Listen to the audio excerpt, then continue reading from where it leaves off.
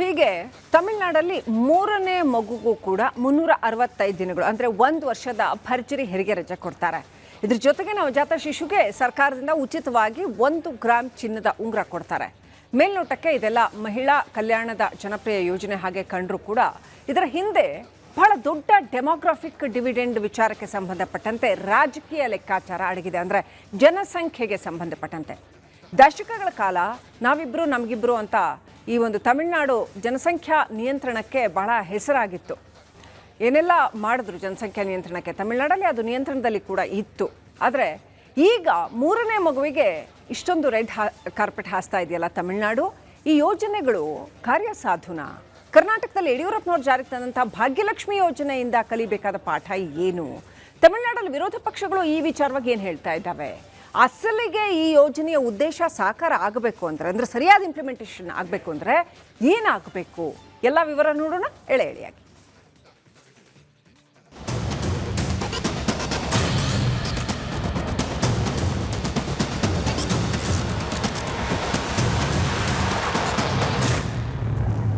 ತಮಿಳುನಾಡು ಸರ್ಕಾರ ಮಹಿಳಾ ಸರ್ಕಾರಿ ನೌಕರರಿಗೆ ನೀಡ್ತಾ ಇದ್ದ ಹೆರಿಗೆ ರಜೆಯ ನಿಯಮದಲ್ಲೀಗ ಬಿಗ್ ಚೇಂಜ್ ಮಾಡಿದೆ. ಇಲ್ಲಿವರೆಗೂ ಮೊದಲ 2 ಮಕ್ಕಳಿಗೆ ಮಾತ್ರ ಸಿಗ್ತಾ ಇದ್ದ 365 ದಿನಗಳು, ಅಂದರೆ ಸಂಪೂರ್ಣ 1 ವರ್ಷದ ವೇತನ ಸಹಿತ ಹೆರಿಗೆ ರಜೆಯನ್ನ ಈಗ 3ನೇ ಮಗುವಿಗೂ ವಿಸ್ತರಿಸಲಾಗಿದೆ. ಹಿಂದೆ 3ನೇ ಮಗುವಿಗೆ ಗರಿಷ್ಠ 12 ವಾರಗಳ ರಜೆ ಮಾತ್ರ ಸಿಗ್ತಾ ಇತ್ತು. ಆದರೆ ಈಗ ಆ ಮಿತಿಯನ್ನ ಕಳಚಿ ಹಾಕಲಾಗಿದ್ದು 3ನೇ ಮಗುವನ್ನ ಹೆತ್ತ ತಾಯಿಗೂ ಪೂರ್ಣ 1 ವರ್ಷದ ರಜೆ ದೊರೆಯಲಿದೆ.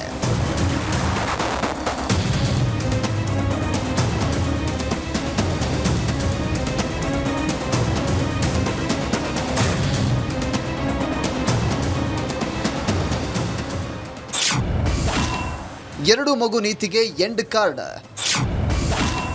3ನೇ ಮಗುವಿಗೆ 1 ವರ್ಷ ಹೆರಿಗೆ ರಜೆ.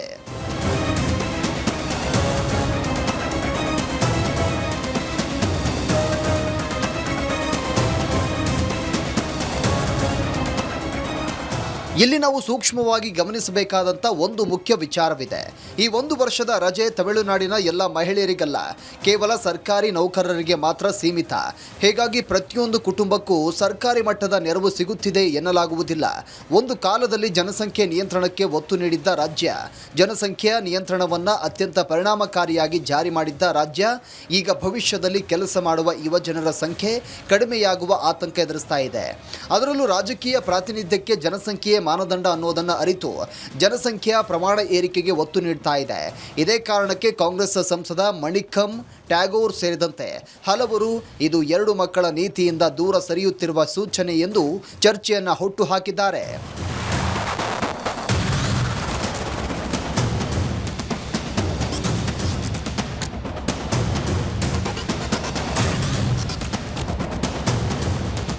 ಈ ಹೆರಿಗೆ ರಜೆಯ ಜೊತೆಗೆ ವಿಜಯ್ ನೇತೃತ್ವದ ಟಿವಿಕೆ ಸರ್ಕಾರದ ಮತ್ತೊಂದು ಹೈಲೈಟ್ ಯೋಜನೆ ತಾಯಿ ಮಾಮನ್ ತಂಗ ಮೊತಿರಂ, ಅಂದರೆ ಸೋದರ ಮಾವ ಮಗುವಿಗೆ ಚಿನ್ನದ ಉಂಗುರ ಕೊಡುವ ತಮಿಳು ಸಂಪ್ರದಾಯದ ಮಾದರಿಯಲ್ಲಿ ಸರ್ಕಾರವೇ ಸರ್ಕಾರಿ ಆಸ್ಪತ್ರೆಯಲ್ಲಿ ಹುಟ್ಟುವ ಪ್ರತಿಯೊಂದು ಮಗುವಿಗೆ 1 ಗ್ರಾಂ ತೂಕದ 22 ಕ್ಯಾರೆಟ್ ಚಿನ್ನದ ಉಂಗುರವನ್ನು ಉಡುಗೊರೆಯಾಗಿ ನೀಡುತ್ತಿದೆ. ಈ ಯೋಜನೆಯನ್ನ ಟಿವಿಕೆ ಪಕ್ಷ ತನ್ನ ಚುನಾವಣಾ ಪ್ರಣಾಳಿಕೆಯಲ್ಲೇ ಘೋಷಣೆ ಮಾಡಿತ್ತು. ಈಗ ಆ ಯೋಜನೆ ಅನುಷ್ಠಾನವಾಗಿದೆ. ಈ ಯೋಜನೆಯ ವಿವರ ಹೀಗಿದೆ.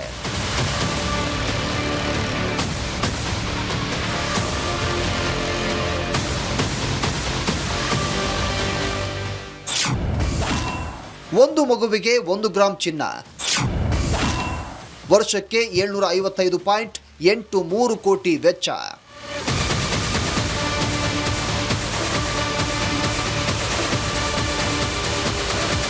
ಈ ಯೋಜನೆಗೆ ವರ್ಷಕ್ಕೆ ಬರೋಬ್ಬರಿ 755.83 ಕೋಟಿ ರೂಪಾಯಿ ವಿನಿಯೋಗಿಸಲಾಗ್ತಾ ಇದ್ದು, ಪ್ರಸ್ತುತ ಮಾರುಕಟ್ಟೆ ದರದಂತೆ ಒಂದು ಉಂಗುರದ ಮೌಲ್ಯ ಸುಮಾರು 15,000 ರೂಪಾಯಿ ಆಗುತ್ತದೆ.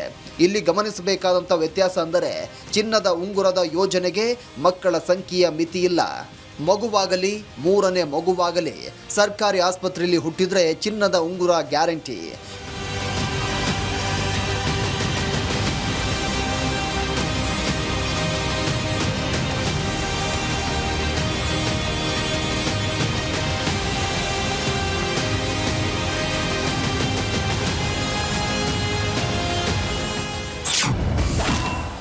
ಹುಟ್ಟಿದಾಗ ಚಿನ್ನದ ಉಂಗುರ, ಬೆಳೆದಾಗ ಹೊಣೆ ಯಾರದ್ದು?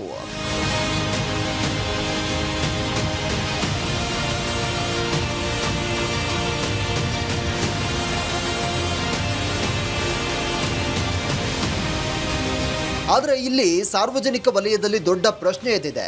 ಹುಟ್ಟಿದಾಗ 1 ಗ್ರಾಂ ಚಿನ್ನ ಕೊಟ್ಟರೆ ಅಥವಾ ತಾಯಿಗೆ 1 ವರ್ಷ ರಜೆ ಕೊಟ್ಟರೆ 3ನೇ ಮಗುವನ್ನ ಸಾಕಿ ಬೆಳೆಸುವ ಜವಾಬ್ದಾರಿ ತೀರುತ್ತದೆಯೇ? 3ನೇ ಮಗುವಿನ ಹೆರಿಗೆಗೆ 1 ವರ್ಷ ರಜೆ ಸಿಕ್ಕಷ್ಟಕ್ಕೆ ಮುಗಿಯುತ್ತೆ. 3 ಮಕ್ಕಳಿಗೂ ಸಮನಾಗಿ ಎಲ್ಲ ಸಾಮಾಜಿಕ ಸಮಾನತೆ, ಗುಣಮಟ್ಟದ ಶಿಕ್ಷಣ, ಗುಣಮಟ್ಟದ ಜೀವನ ಕೊಡುವ ಜವಾಬ್ದಾರಿ ನಿಭಾಯಿಸುವುದು ಅಷ್ಟು ಸುಲಭವೇ? ಆ ಹೊಣೆಗಾರಿಕೆ ನಿಭಾಯಿಸಲು ಸರ್ಕಾರ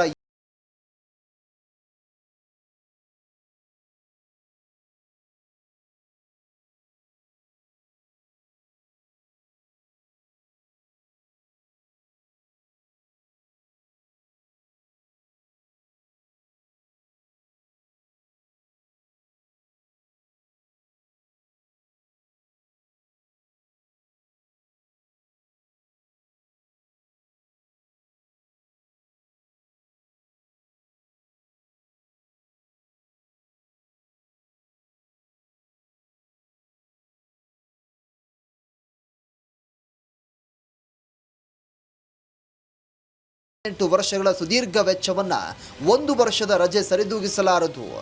ಜೊತೆಗೆ ಒಂದು ವೇಳೆ ಈ ಯೋಜನೆ ಖಾಸಗಿಗೂ ವಿಸ್ತರಣೆ ಆದರೆ ಆಗ 1 ವರ್ಷದ ಹೆರಿಗೆ ರಜೆ ಕೊಡಬೇಕಾಗುತ್ತೆ ಎಂಬ ಆತಂಕದಲ್ಲಿ ಖಾಸಗಿ ಕಂಪನಿ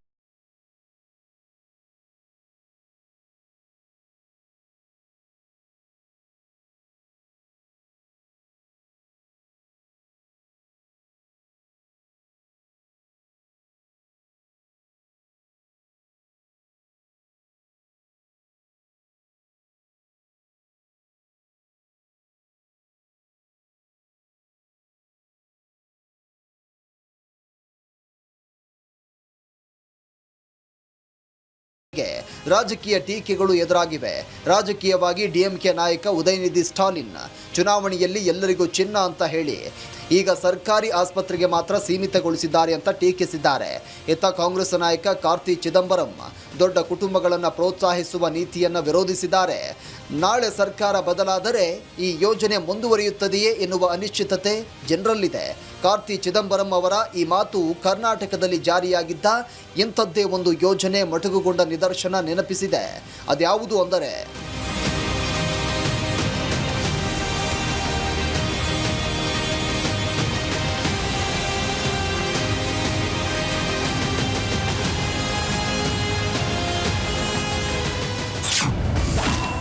ಕರ್ನಾಟಕದ ಭಾಗ್ಯಲಕ್ಷ್ಮಿ ಯೋಜನೆ ಕಲಿಸಿದ ಪಾಠ. ಸರ್ಕಾರ ಬದಲಾದಾಗ ಹಿಂದಿನ ಯೋಜನೆಗೆ ಟಾಟಾ.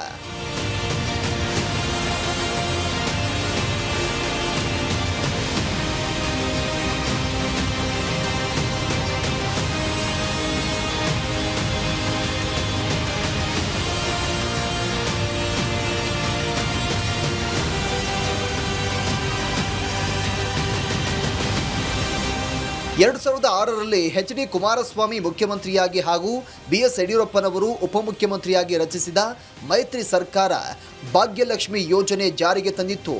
ಹುಟ್ಟಿದ ಪ್ರತಿ ಹೆಣ್ಣು ಮಗುವಿಗೆ 1 ಲಕ್ಷ ರೂಪಾಯಿ ಬಾಂಡ್ ನೀಡುವ ಕಾರ್ಯಕ್ರಮ ಇದಾಗಿತ್ತು. ಮಗು ಬೆಳೆದು 18 ವರ್ಷದ ವಯೋಮಾನಕ್ಕೆ ಕಾಲಿಟ್ಟಾಗ 1 ಲಕ್ಷ ರೂಪಾಯಿ ಹಣ ಸಿಗುವಂತೆ ಮಾಡುವ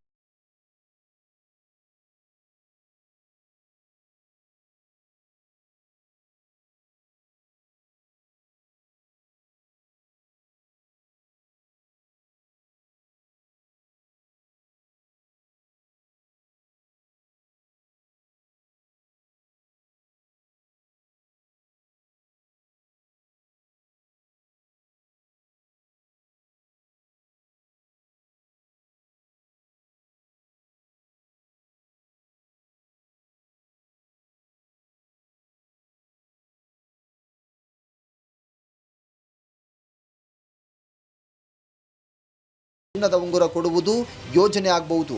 ಆದರೆ ಮಗುವಿನ 18 ವರ್ಷಗಳ ಭವಿಷ್ಯಕ್ಕೆ ಭದ್ರತೆ ಕೊಡುವುದು ನಿಜವಾದ ನೀತಿ. ಶಿಕ್ಷಣ, ಆರೋಗ್ಯ, ಡೇ ಕೇರ್ ಸೆಂಟರ್, ರಜೆ ಮತ್ತು ಮಹಿಳಾ ಉದ್ಯೋಗ ಭದ್ರತೆ ಒಟ್ಟಿಗೆ ಸಿಕ್ಕಾಗ ಮಾತ್ರ